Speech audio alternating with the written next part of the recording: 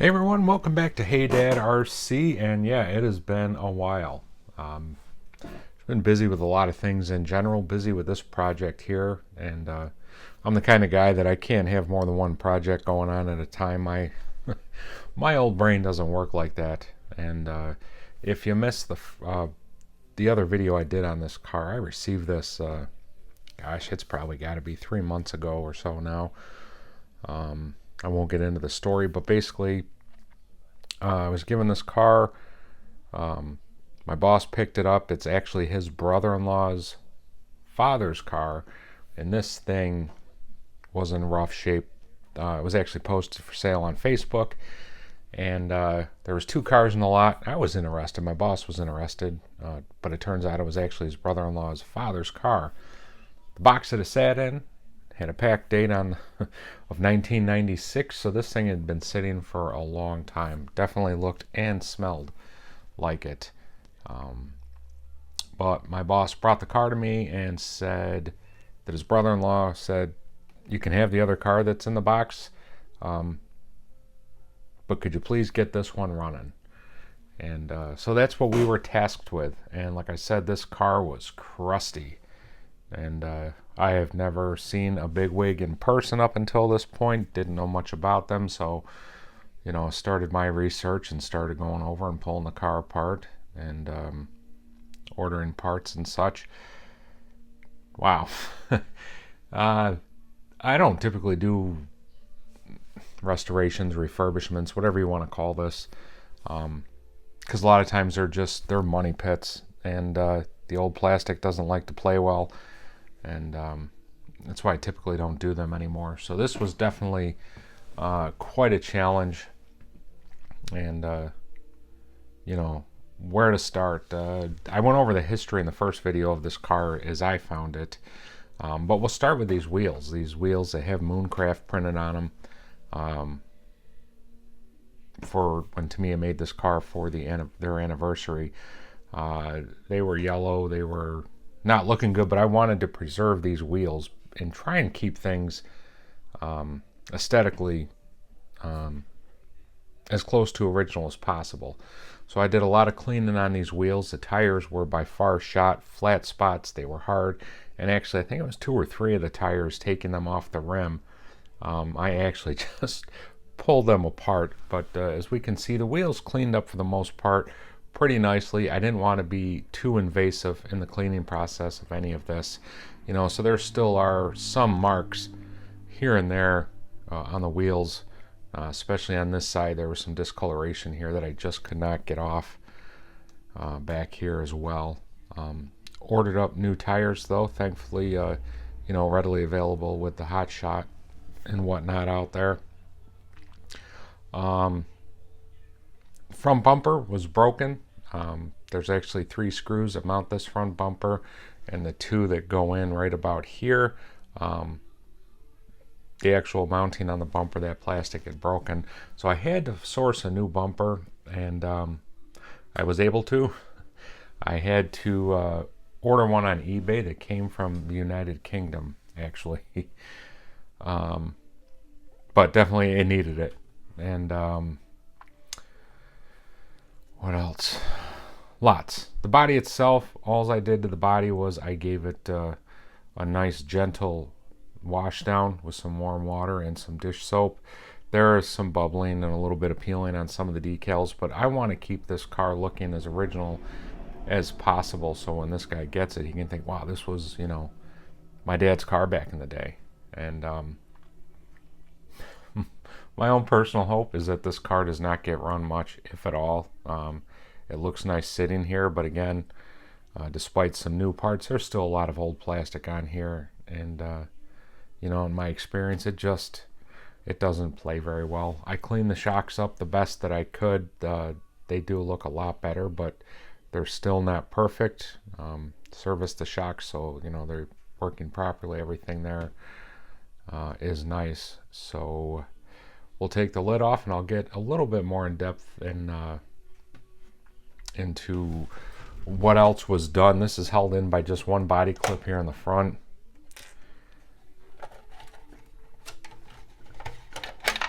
And You can see back here on the body there is a metal retaining hook that just clips in back here. Now when I did the first video on this car, I'm pretty sure I didn't know that this brace here also acts as a cover. I didn't know that it was a part of the car. After I'd done the first video and then I started looking up the manual online, I'm like, oh man, I need that part. Thank goodness I went back into the garage, into the box that has everything else in there, and that was still sitting in there, so really jazzed about that.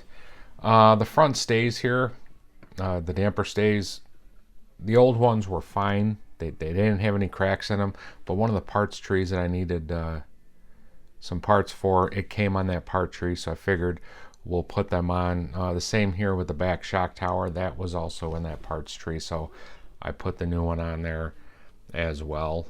The motor in here, I'm not going to zoom in. That is the Technigold motor. It works. I cleaned it up the best that I could, and you know, when the car's running, it smells like an old motor. But I thought it would be really cool to keep that original Technigold motor in there. You know, if he runs it and the motor burns out, you know, we can always put something else in there. But again, trying to stay true to form for the most part of what he remembers, whatever memories he might have as a child of his dad running this car. One of the things that I needed was this part up in here. That steering knuckle, one of them where they screw in was cracked, so that's why I needed to order that parts tree. So I replaced that, and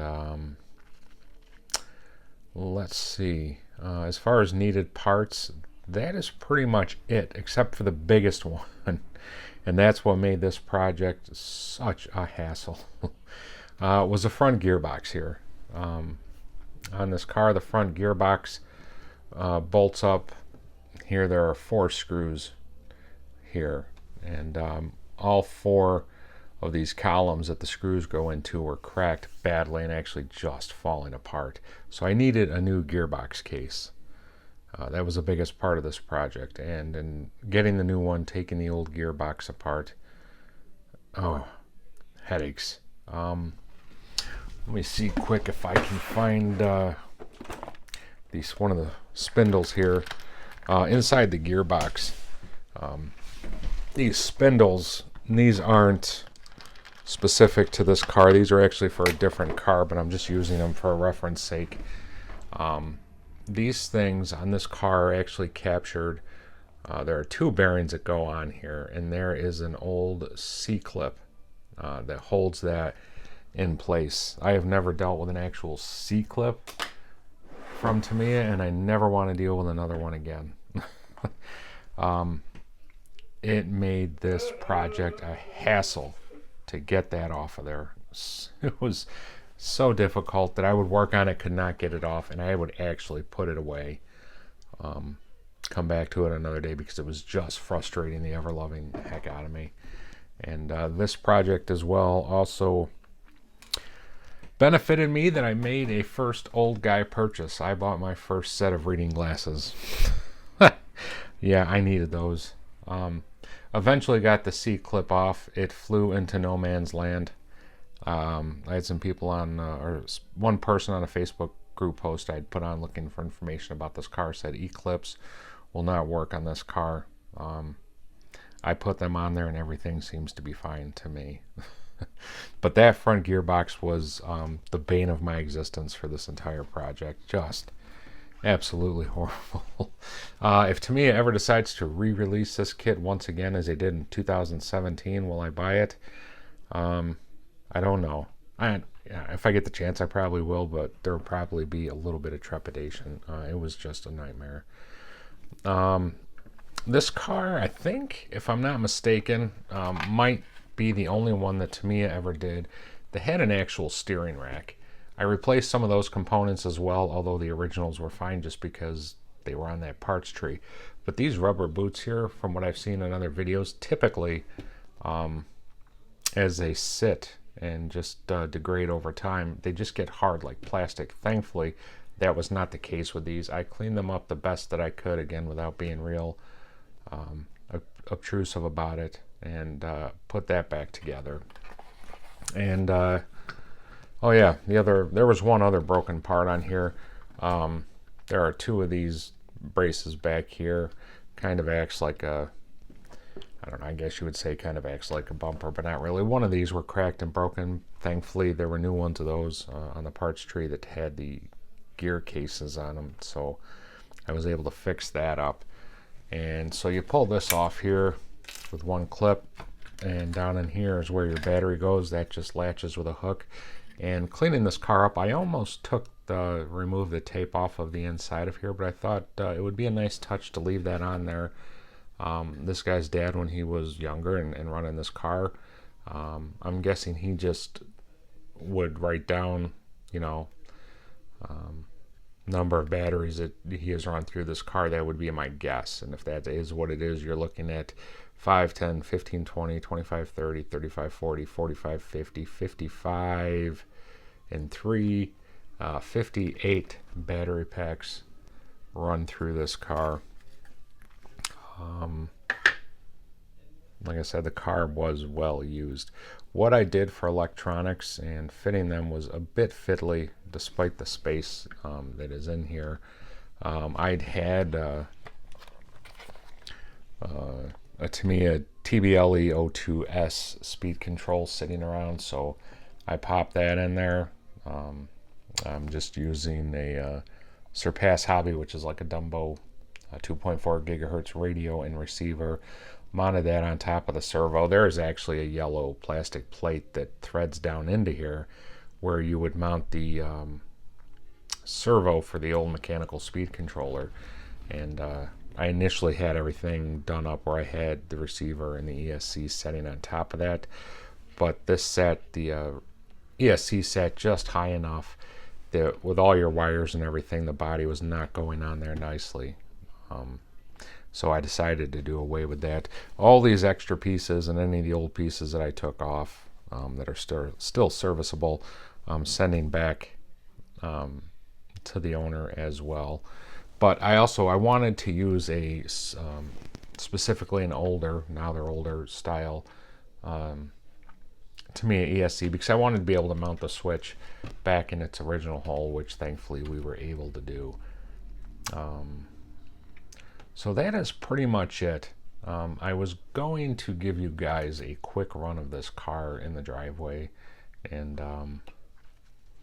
I think I'm deciding against that. I don't want any wear to be shown on these tires, or any dirt, dust, or anything to be on this car when I hand it back to my boss so he can give it to his brother-in-law. You know, this was just one of those, and you know, I tidied these wires up the best that I could. Not the best that I could, but I wanted the owner to not have to fiddle around with things too much and worry about, you know, wires crossing over the center drive shaft here and everything.